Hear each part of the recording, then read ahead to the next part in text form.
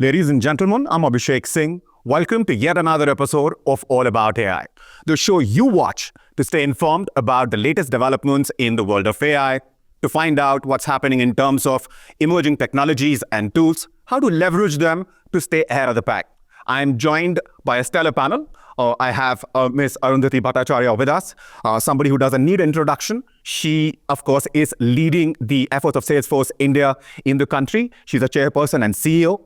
We have somebody who you have seen on the show before, Mr. Sanket Atal. And then we also have Jayesh Govindarajan with us.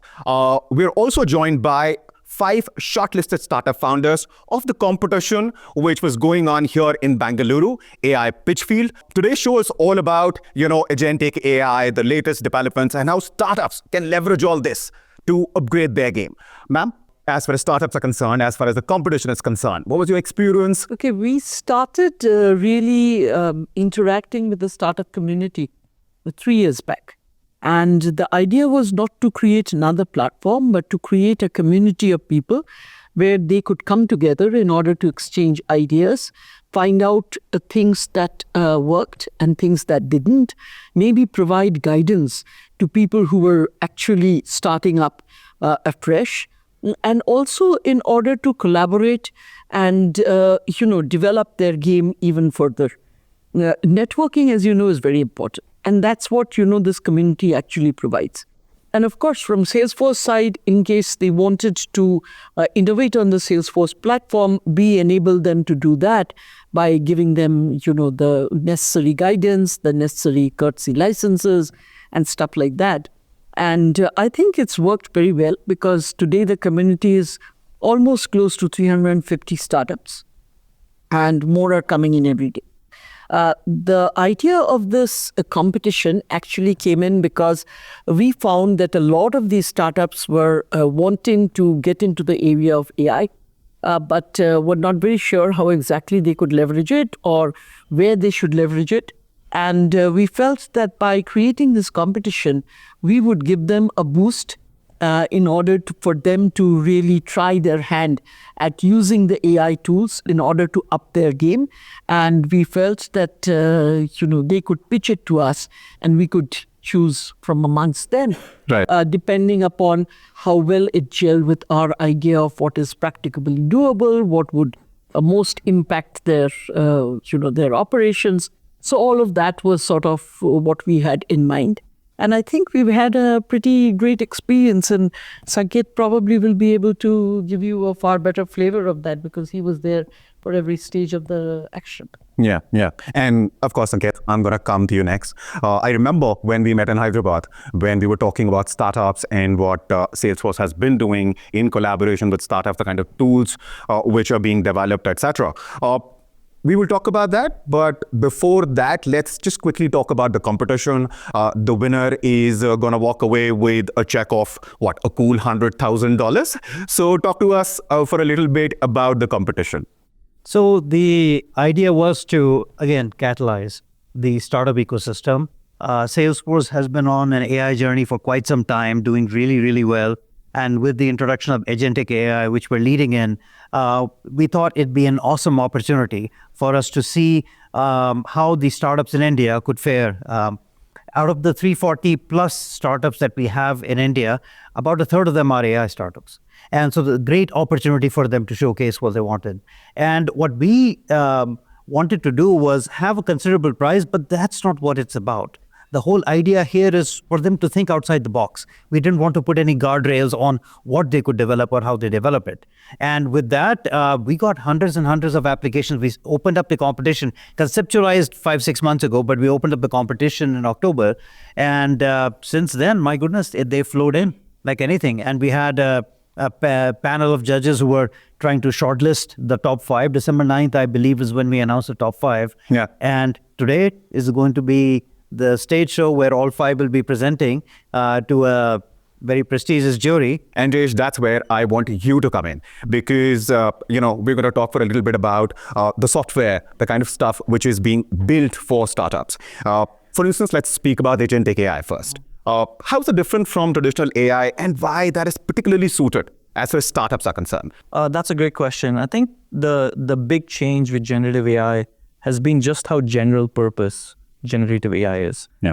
AI that came before generative AI was task specific. AI, Salesforce is not new to the AI domain, but what's different about generative AI is that it's applicable across a multitude of fields. Agentic AI in particular is general purpose in the sense that it understands language. It's able to generate language. It's able to create code to be able to get a job done, which basically changes the face of what products you can build. What used to be built, distributed, deployed as software as services can now be built, distributed, deployed as assistants for humans, as agents. We're sort of seeing this transition happen from software as a service to software built, delivered, deployed as agents for humans to use. So I think in two ways, startups can take complete advantage of it. One is it's a tremendous growth opportunity. It's a new sort of paradigm for computing. And given all the amazing startups that we've seen here, each of them can sort of partake in defining that sort of next generation of how software is built and deployed. And the other one is just plain efficiency. What was possible with traditional software can be 10x'd in terms of efficiency when it comes to using agents for getting the job done. Right. And now I want to come back to you and broaden the discussion a little bit. Talk about the larger picture, the bigger picture. We're talking about India. Now, one thing which I think anybody who's asked to write an essay on India, I think one of the first few lines would be it's a diverse country, right? Socio-economic, differences that we have. Now, when it comes to AI and the kind of tools which are being developed, where do you see AI which can be leveraged by startups to sort of address the problems of the faced by people of the country and the kind of solutions that they're looking for? So I think AI is particularly suited for India. As you rightly pointed out, India is a very, very diverse country, and the more diverse the data set, better is the solution that can be got from the AI engines. Not only that, if you look at how populous our country is, it's very difficult to consider giving all of them brick and mortar and manual services. I was in the bank, as you know. Yes. Even being the largest bank, we had only 24,000 branches, whereas there are 600,000 villages in India. Yeah. We couldn't reach all of them. And it was, in fact, only with the spread of the mobile technology, when communications became ubiquitous and mobiles became ubiquitous, that we were able to open accounts for every family. So when it comes to data, when these softwares are being developed, when these tools are being developed, especially in the context of agentic AI, how do you ensure that, that data is secure and, more than what needs to be shared doesn't get shared? The question of ethics and, of course, trust. Yeah, that's a great question. I think, and it's a question that comes up a lot with agentic systems. So when it comes to security, when it comes to trust and trustworthiness, it comes down to being able to define exactly the scenario that needs to be executed by the agent. Be able to specify that with a set of guardrails. What does good look like needs to be defined for an agent. What are some things that the agent should not do, should be defined for the agent. It used to be that these things used to be codified in code programming languages. You can just do that in English on Agentforce. You can just describe what it should and shouldn't do. You can, with a simple description of a tool, register that tool with the agentic system to be able to use it. And then set the guardrails to be able to get that done in the right way. With data, very, very good question. What you have access to as a human within a company should then translate into your agent as well. Right. It should not have access to data that you don't have access to. Yeah. So a lot of what we've done with agentic systems, Agentforce in particular, is the rules, the specifications, the permission sets that are available to you as an employee can still be anointed to an agent as well. So at the risk of anthropomorphizing agents, if you think of an agent as a new employee, a lot of those rules translate into how to build systems and set the right guardrails, and both on data as well as actions. And Jayesh, the kind of technology and tools that you see being developed in the next 2-3 years, because when it comes to AI and the world of AI, the developments are rapid, just to keep up with the pace is in itself too much. But somebody who's been involved in development of such softwares, what do you see? What's going to be possible in next 2-3 years? Lots. I think we are sort of just scratching the surface. Tasks that are able to be done by agentic systems will get more and more and more sophisticated over time. And then the other part that is super interesting is, okay, now you have agents doing work on your behalf. They're doing your bidding. Can they talk to each other? What does the world of multi-agents look like? What's the protocol for them to discover another agent? Which is to say, one agent giving instructions to complete another task to another agent. Exactly. Right. Imagine you have a shopping agent. You go to Amazon.com, there's a shopping agent to who you ask questions. Imagine you have a personal shopping agent that is not Amazon's. It's tied to you, the end user. Now you're two agents talking to each other, trying to get work done. Imagine the same thing for travel. A personal travel agent that understands deeply your preferences. You're a beach guy, maybe not a mountain guy, right? And it takes that preference, and it's now talking to travel agents that are on the other side of the fence who are actually doing the booking for you. As somebody who doesn't like shopping much, that sounds cool, that sounds great. But people who like to spend a lot of time on shopping, I think they're going to have a problem with that. But that's great to hear. Ma'am, what are you excited about when it comes to the kind of tools that we're going to see in the future? So, one of the things, and I was discussing this very recently with another colleague of mine, and I see this because I'm now a senior citizen, right? Now, senior citizens actually have an adequate amount of money, but most of them are very confused about how they should manage it, Right. whether they are doing the right things. Senior citizens very often have to have insurance, and then they have to make insurance claims, and they are extremely stressed out about it. Right. Because insurance comes back and says, the agency comes back and says, you haven't submitted this, you haven't submitted that. Now, imagine if you had an agent that could tell you, your insurance policy wants you to have these things. You're going into the doctor, make sure you get all of these things. And as you're leaving, you can tick them off to make sure that all of them are in place. And then the agent itself can create the claim for you and submit it. Imagine how much of comfort it would give to the people, to the senior citizens. Takes out the stress of the whole thing. Today, believe me, my age people, they're all stressed out because of these things. Yeah, I'd love to see that come around as well, because I remember when mobile phones had just come in, my parents, for the first 5-6 years, every other day would give me a call, how to type this SMS, how to send this SMS, how to do this, how to do that, and now about payments. How to Google Pay somebody some money, etc. So that's great to hear. And so it's not just the stress of the senior citizens and other people that you spoke about that this will take away, but perhaps, of the younger generation as well in an indirect way. And I think now is the time when we should talk to the startup founders, the finalists who are here as well. Shivali, we'll start with you. You have a mic right there. You're the co-founder of Trupier.ai. Now, when it comes to your industry, what is the problem that you're addressing and how you're leveraging AI? Absolutely. Really excited to be here amongst all of you, and especially Arundhati ma'am, super big fan of yours. So at Trupier.ai, we are essentially building a generative AI platform for product content creation. So if you look at software today, right, it's so much easier to build software with AI.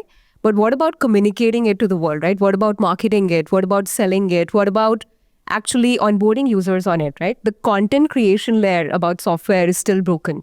So we are essentially fixing all of that with AI.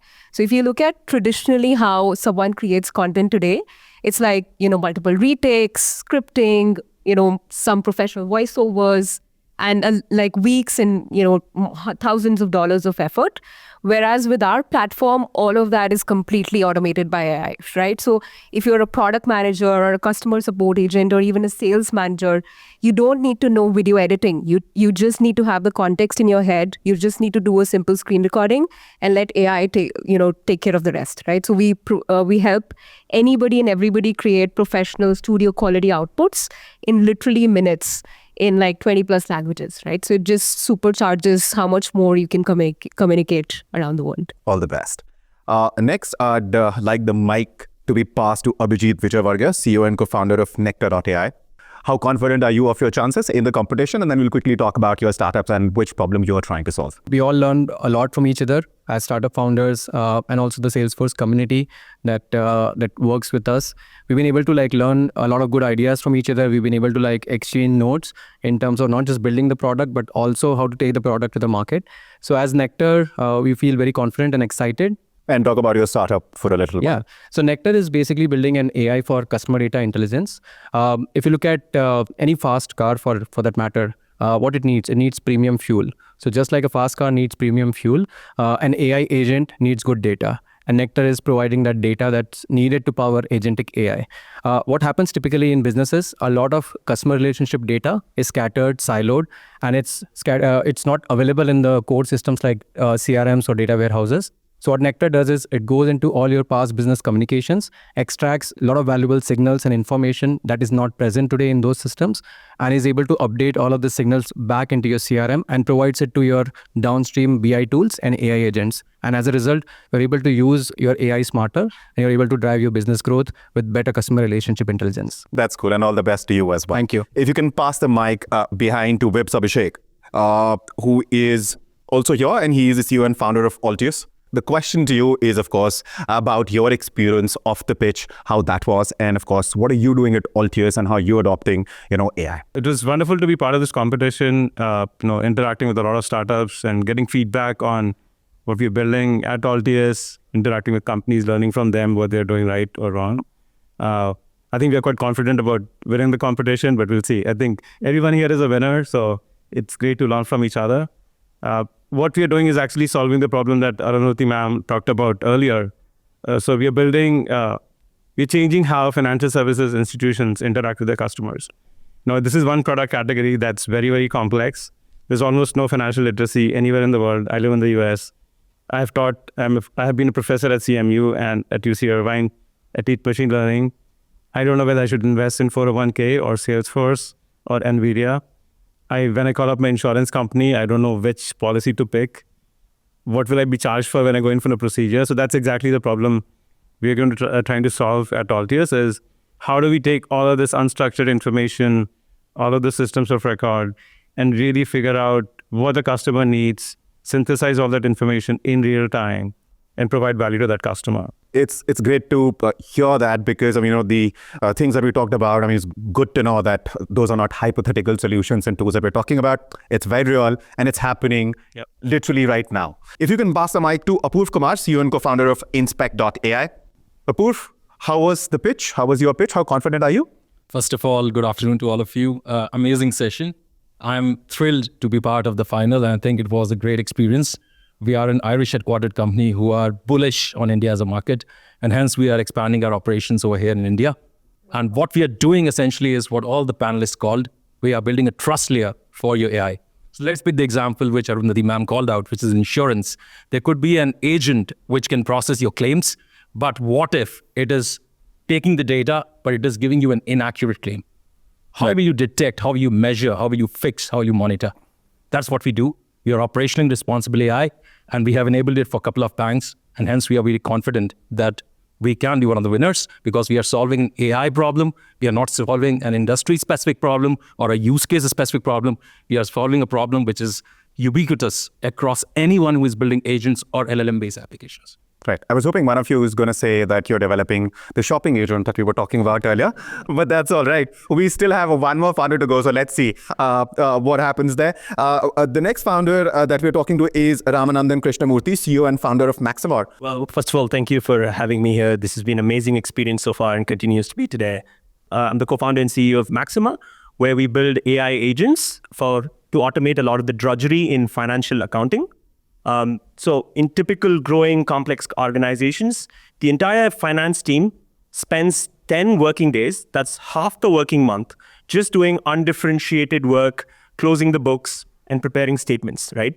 And it's only after that that they can actually get to the core of what they are there for, which is finding the strategic insights that can move the needle for the business, right? But by the time they get there, the next month close comes up. So they're not able to sort of move the needle and they're always sort of frustrated, right? Me and my co-founder have seen this sort of for several years working with finance leaders. So